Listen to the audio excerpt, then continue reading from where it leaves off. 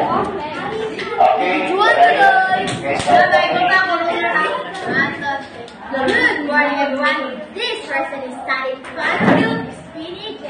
Tanya. And I'll be recording about the recognition. Let's start. In 2005, labor costs were the largest expenses for hospitality manager making up 44.6% of total operating costs.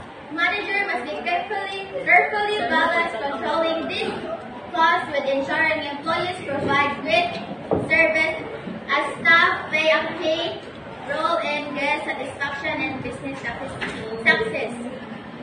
Ang labor cost issue daw kay pag 2005 kay ilahang kanang largest nga expenses sa hospitality kay naka-make sila 44.6%. Nga, so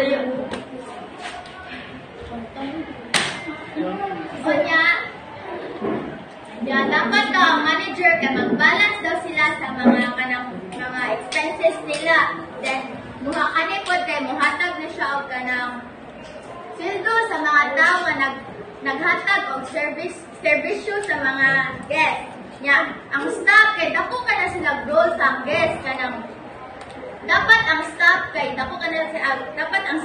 maka satisfaction na sila sa mga guests of sa business code para ma-success. Then sa issue sa labor cost is dili na siya ma-manage kay pwede na siya mulidog several negative para sa negative sequences parehas sa kanang employees dissatisfaction and turnover.